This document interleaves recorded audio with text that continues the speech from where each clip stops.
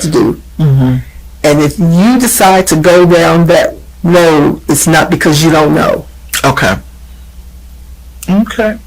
Awesome. So, yeah, I think the safe spaces for them.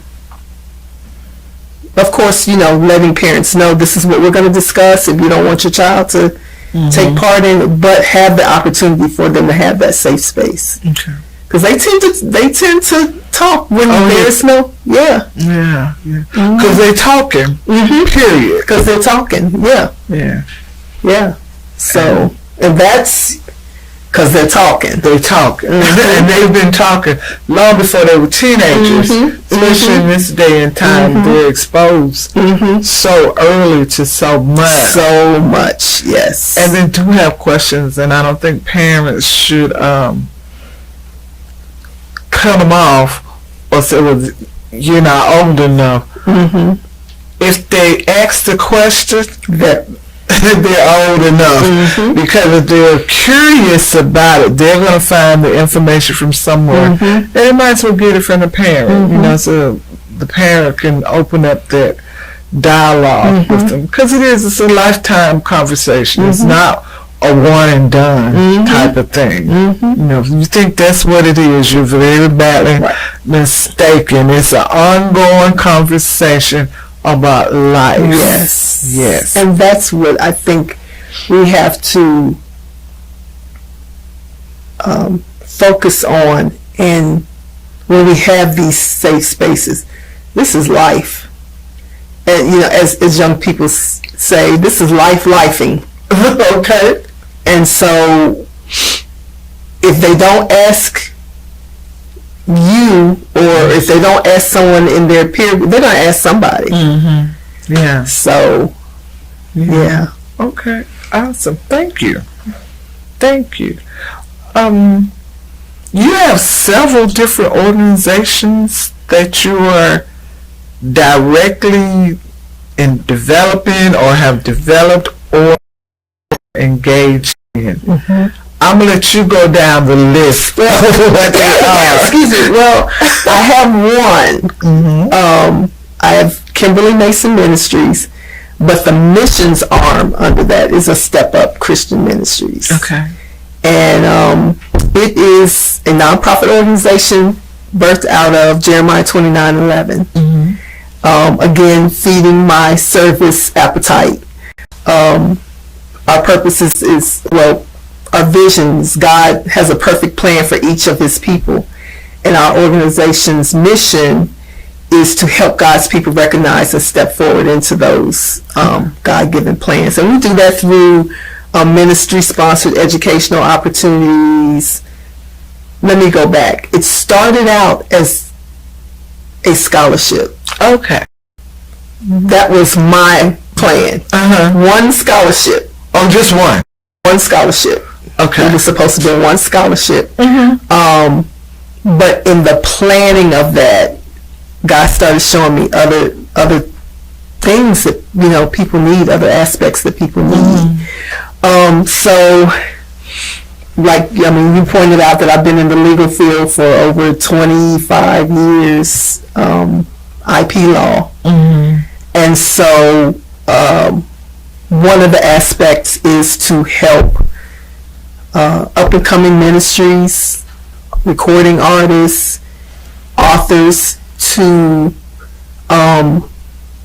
run their ministry decently and in order, according to the law, becoming an LLC or a nonprofit organization, a tax-exempt organization, in order to benefit the kingdom. All right.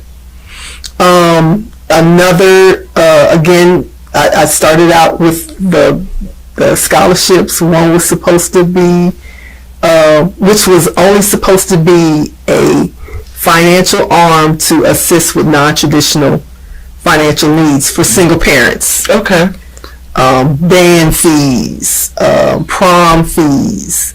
So that's Kimberly Mason Financial Initiative. That's the Kimberly Mason Financial Initiative. Okay. So then, as a caregiver of twice cancer patients in my family,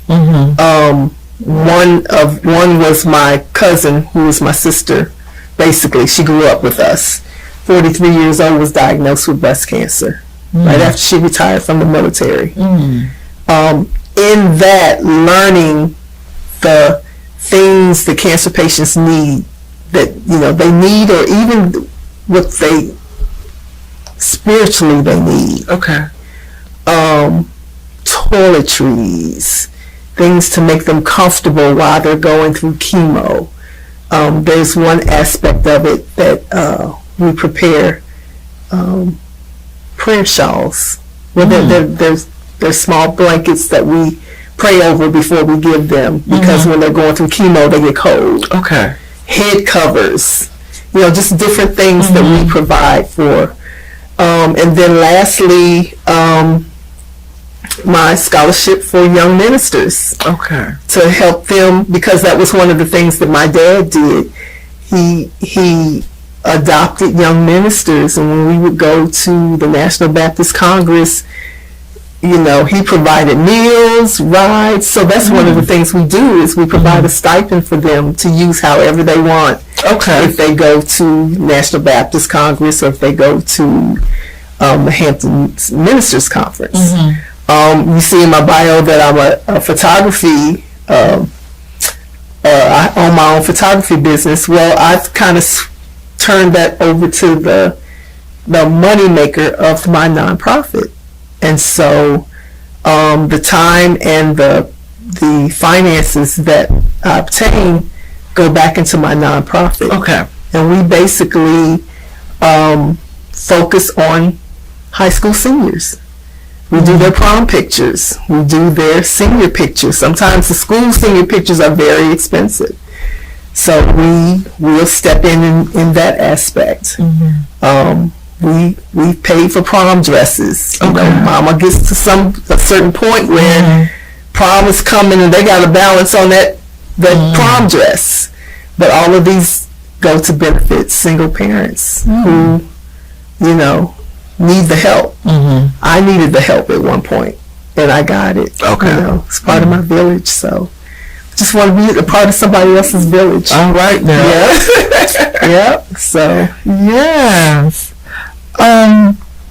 Now, between your different organizations that you're engaged with, full-time job, how are you doing full-time ministry in a regular day's personal day? How is that operating? I look at it as my devotion. Okay. It's my time for him to give back for him, and it works itself out. I find that my busiest time for my ministry is in the spring, when I'm doing photography, when I'm doing. Okay. But then you make a way. God makes a way for us. Okay. I make a way for him. So, yeah. It works out. It works out. It's hard sometimes, but it works out. Yeah. Okay. Because for a long time, even now, I'm a one woman operation. So you just got to kind of pick your battles. Okay. Yeah. Okay. Yeah. Pick your journeys. Shouldn't call it. I love it. Pick your journey. That's what it is. Yep. All right. We're getting ready to take a break. Okay. And then we're going to come back and continue our conversation. Okay. But thank you all for listening to Let's Talk with Patricia. I'm your host, Reverend Dr. Patricia Fickling, and our guest is Reverend Dr. Kimberly Mason. And we'll be right back.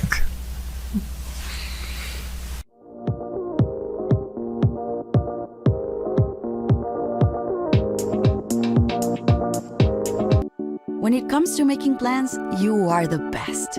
What about those barbecues you plan in detail for your family?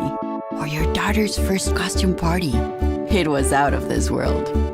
The same way you plan each detail for those moments, start planning to protect you and your loved ones from a natural disaster. Sign up for local weather and emergency alerts. Prepare an emergency kit and make a family communications plan. Protecting your family is the best plan you can make. During high school,